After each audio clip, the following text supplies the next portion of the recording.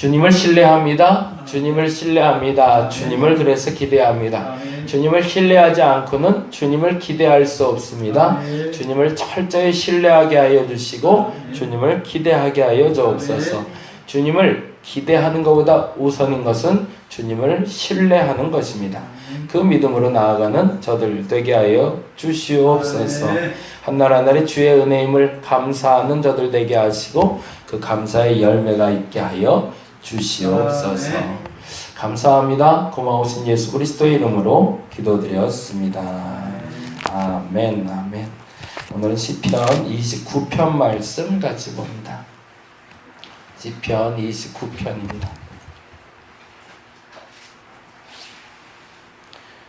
1절에서 11절까지 말씀.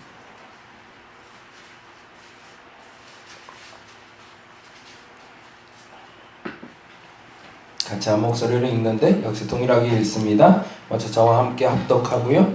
두 번째는 나눠서 읽도록 하는데 한 절을 반으로 쪼개서 같이 보도록 합니다. 29장 1절에 11절 같이 한 목소리로 읽겠습니다. 너희 권능 있는 자들아 영광과 능력을 여호와께 돌리고 돌릴지어다. 여호와께 그의 이름에 합당한 영광을 돌리며 거룩한 옷을 입고 여호와께 예배할지어다. 여호와의 소리가 물 위에 있도다. 영광의 하나님이 우레소리를 내시니 여호와는 많은 물 위에 계시도다. 여호와의 소리가 심히 있으며 여호와의 소리가 위험차도다. 여호와의 소리가 백향목을 꺾으시며 여호와께서 레바논 백향목을 꺾어 부수시도다. 그 나무를 송아지같이 뛰게 하시며 레바논과 시련으로 들송아지같이 뛰게 하시도다. 여호와의 소리가 화염을 가르도다. 여호와의 소리가 광야를 진동하시며 여호와께서 가데스 광야를 진동시키시도다. 여호와의 소리가 암사슴을 낙태하게 하시고 살림을 맑게 벗기시니 그의 성전에서 그의 모든 것들이 말하기를 영광이라 하도다. 여호와께서 홍수 때에 좌정하셨으며 여호와께서 영원하도록 왕으로 좌정하시도다. 여호와께서 자기 백성에게 힘을 주시며 여호와께서 자기 백성에게 평강의 복을 주시리로다. 아멘. 나눠서 읽습니다. 제가 앞소절 읽으면 여러분들 뒷소절 읽어주시기 바랍니다. 1절부터 다시 봅니다. 너희 권능 있는 자들아 영광과 능력을 여호와께 돌리고 돌릴지어다. 여호와께 그의 이름에 합당한 영광을 돌리며 거룩한 옷을 입고 여호와께 예배할지어다. 여호와의 소리가 물 위에 있도다.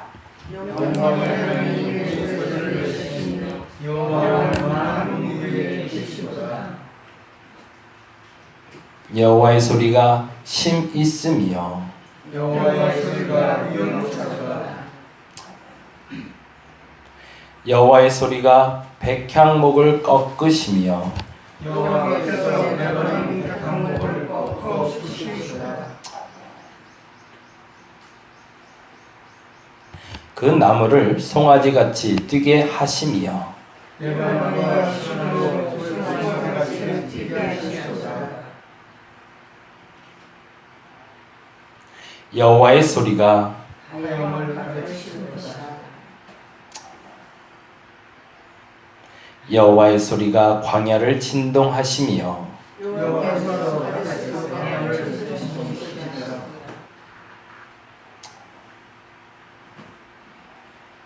여호와의 소리가 암사슴을 낙태하게 하시고 살림을 맑게 벗기시니 그의 성에서 그의 모든 것들이 말하기를 영광이라 하도다.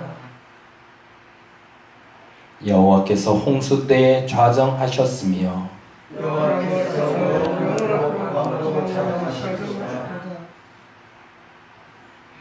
여호와께서 자기 백성에게 힘을 주시며 여호와께서 자기 백성에게 평강을 복을 주시리로다. 아멘, 아멘. 시편 29편은 다윗의 시로 알려져 있고요. 다윗의 시 중에서 좀 독특한, 그러니까 사람과 사람 관계에서 경험하는 사건에 대한 기록이 아니라 내가 보고 있는 자연, 그리고 그 자연을 통해서 하나님을 경험한 다윗에 대해서 이야기하고 있습니다. 그러니까 우리가 앞을 보고 갈 때도 있지만 옆을 보고 가야 될 때가 있고 위를 보고 가야 될 때가 있는데, 때로는 우리는 보통 일반적으로 세상에선 앞을 보고 가라 그러죠. 그래서 성공하라 얘기하고, 성공하는 것이 지름길이고 바른 길이고 옳은 길이라고 얘기하지만, 사실은 교회에선 때로는 옆을 보라고 얘기합니다. 그 말은 뭐죠? 나만 보고 가지 말고 주변을 바라보며 주변을 도울 수 있는 사람이 되라 라는 거죠. 근데 이게 하나, 둘, 셋으로 나눌 수는 없지만 우리의 관점의 시선은 항상 이 세 곳을 같이 바라볼 수 있어야 됩니다.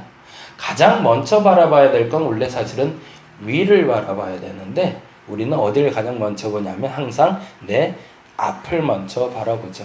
그리고 내가 잘 될 수 있는 것, 내가 잘할 수 있는 것, 내가 이룰 수 있는 것, 내가 선택해서 내가 가장 좋은 것, 그것을 쫓아 앞을 향해 달려갑니다. 그래서 사도 바울도 항상 앞으로 달려갈 길에 대해서 우리에게 이야기하고 있지만 그것은 완성된 길은 아닙니다.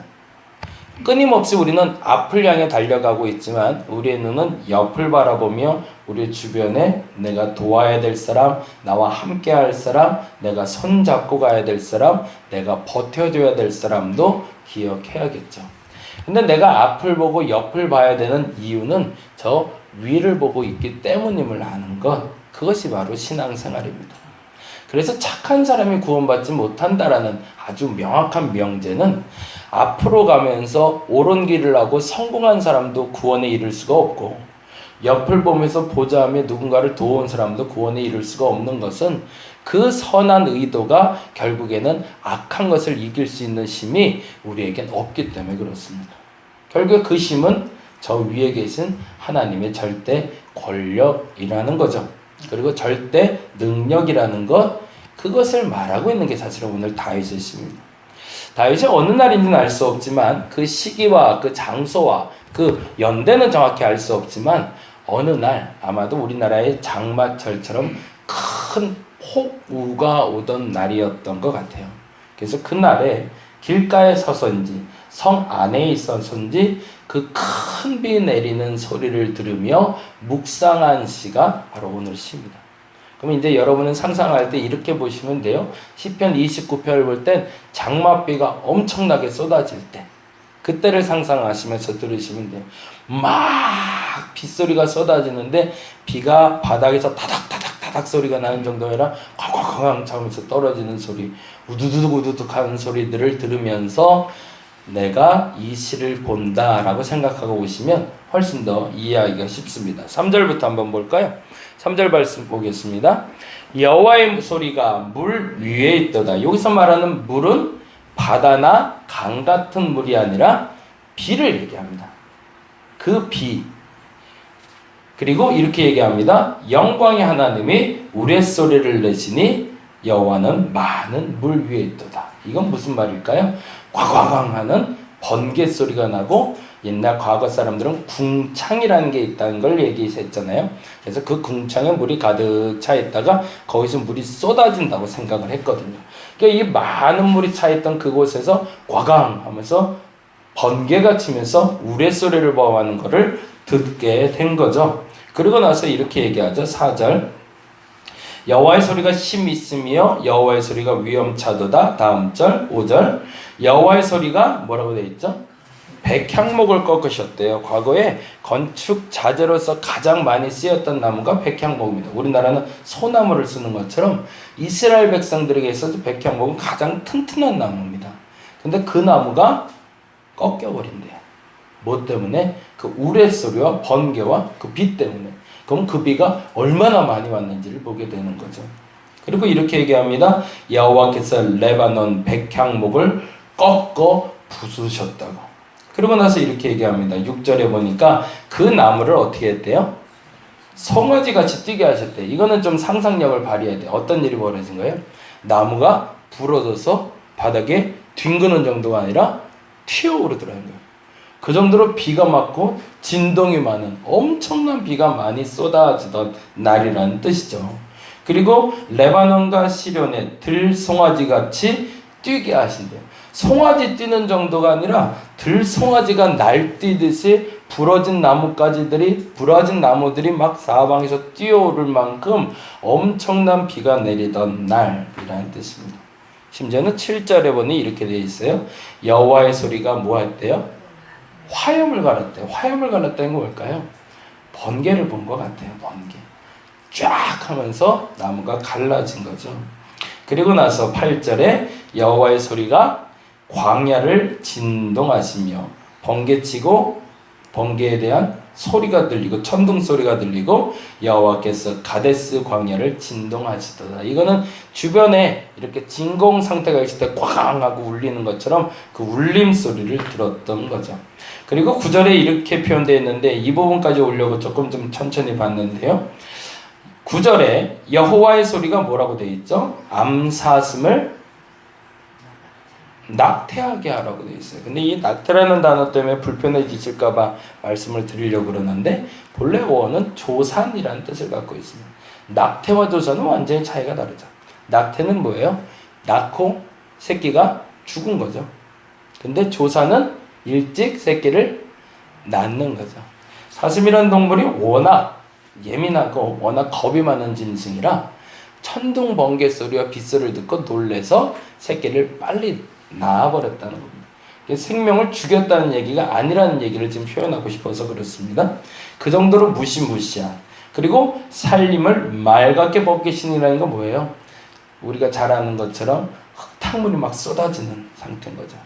산사태가 벌어지듯이 범람하는 물줄기를 보게 됩니다. 그의 성전에서 그의 모든 것들이 말하기를 영광이라 하도다 라고 되어 있어요. 그래서 3절부터 9절까지는 그가 보고 있는 그때 당시에 그 어마어마한 물줄기들, 빗소리를 듣고 있다는 거예요. 여기서 우리가 알아야 될 가장 첫 번째는 하나님이 이 모든 천둥, 번개, 홍수를 주관하신다는 거예요.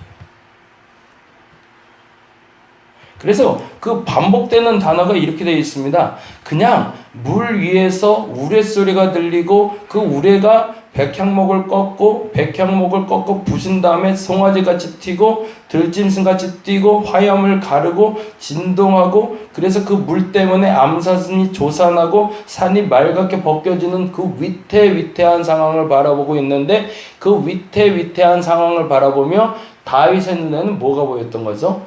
하나님이 보였던 거예요. 그런데 더 무서운 건 뭐냐면 그 산림과 그 무시무시한 산사태가 벌어지고 홍수가 나는데 그 앞에서 우리는 그 암사슴보다도 못한 존재라는 걸 알게 된 거예요. 그렇게 무너지는 산사태와 그렇게 내리는 비 가운데 나는 할 수 있는 게 아무것도 없는 거예요. 제가 엊그제 비 엄청 한번 내릴 때, 월요일 날인가요? 엄청 내릴 때 한 30분 정도 내렸던 것 같아요. 후배 목사님이 와서 이제 밥을 먹고 나오는데 때마침 비가 확 내리더라고요. 그래서 야, 우리 기가 막히다. 어떻게 딱 밥 먹고 나오자 비가 확 쏟아지냐. 우린 진짜 하나님 은혜가 있다. 그래서 차에 딱 탔는데 비가 안 멈추는 거예요. 아, 이게 은혜인가 뭔가. 그래서 한 30분을 차 안에 앉아있다가 안 되겠다, 그냥 가야겠다. 그래서 비 맞고서 그냥 보냈어요. 근데 보내고서 저도 이제 집으로 가려고 하는데, 저 구성 우체국 가는 쪽으로 갔는데 그 30분 만에 비, 옛날에 권사님 사시던 그쪽 동네인데 벌써 물이 넘쳐갖고 역류하기 시작하더라고요. 그래서 그 하수구에서 물이 쏟아지기 시작하는데 벌써 발목 이상을 차기 시작하더라고요. 불과 30분만 폭우가 쏟아져도 길이 감당을 못 해내더라고요. 그러니 그 비가 40일을 내렸다는 노아의 홍수는 이루 말할 수가 없는 거죠. 근데 다윗이 알고 있던 그 시대에도 그 동일한 비가 내려서 감당할 수 없는 나를 먼저 보게 된 겁니다. 어떡하지? 이 사람은 왕이잖아요. 왕으로서 가뭄과 홍수는 누구의 잘못일까요? 내 잘못이거든요. 내가 7일을 잘못해서 자연재해가 온다고 생각하니 이게 얼마나 답답한 일이고 백성들이 거기에 낭비를 보고 있습니다. 그래서 어떡하나 라고 바라보고 있는데 이 나약한 나를 보고 있는데 그때 다윗은 그 천둥과 번개와 하늘과 땅을 주장하시는 하나님을 보게 된 거죠. 근데 더 멋진 건 그 다음 구절입니다. 10절 11절 볼까요? 10절 11절 여호와께서 홍수때에 좌정하셨으며 여호와께서 영원하도록 왕으로 좌정하시도다. 이 말은 뭘까요? 깨달아진 거죠. 뭐가? 과거에 홍수 때 그 홍수를 주장하셨던 하나님 언제를 기억하고 있는 걸까요? 노아의 홍수 때를 기억하고 있는 거죠. 그 홍수 때에 그 홍수도 주장하시는 하나님이 까짓거 이 빗줄기 정도야. 이거 주장하는 거야 하나님 어렵겠느냐? 라는 깨달음이 온 거죠. 큰 어려움을 당해본 사람은 그 큰 어려움 덕분에 작은 어려움을 이겨낼 수 있는 힘이 생기는 것처럼 우리가 그 큰 어려움을 통해서 생긴 그 열매가 나를 지키게 됩니다. 오늘 새벽에 이렇게 차 타고 오면서 라디오 방송을 듣는데 그 얘기가 나오네요. 이렇게 비가 올 때 벼 이삭들이 죽는데요. 벼들이 죽는 이유가 뭐냐면 바람 때문에 벼와 벼가 이렇게 엮인대네요. 예, 이렇게 엮이는 게 되게 문두병이라고 그러는데 찾아보지는 못했어요. 정확한 명칭은 모르겠고 그 벼와 벼가 이렇게 엮여서 벼들이 서로 숨구멍이 없어져 죽는데요. 그래서 죽어가는 병이 있는데 이 병이 걸려도 안 죽는 벼들이 있대요. 그게 왜 그런지 혹시 아시나요? 이 벼들이 이미 이삭을 머금고 있어서 그 이삭이 그 사이사이를 끼어든대요. 그래서 그 이삭이 그 사이를 벌려준대네. 그래서 바람이 통해서 안 죽게 된다고 그러더라고요. 기가 막힌 거죠. 자연의 이치라는 게. 내가 열매가 맺고 있다면, 내 삶에 열매가 맺고 있다면 나를 소생케 하는 힘이 된다는 겁니다. 그게 자연의 힘이거든요.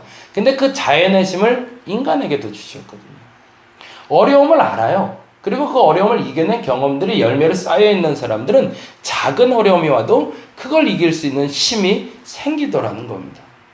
그래서 다윗은 그 비를 보고 당황해서 이거 어떡하지? 라고 생각했다가 아 그렇지. 이걸 주장하는 분이 하나님이구나. 아 과거에 홍수도 아 이건 까짓거 이 정도야?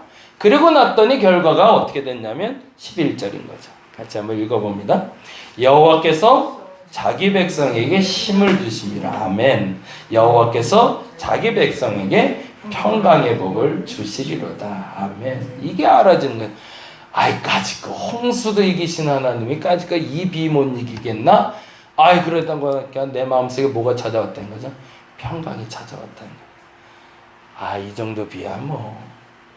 비가 두렵긴 하지만 그 비를 두려워하는 나를 사랑하시고 나를 백성 삼으신 분이 하나님인 걸 알기 때문에 나는 이제 걱정 안 해라는 거죠.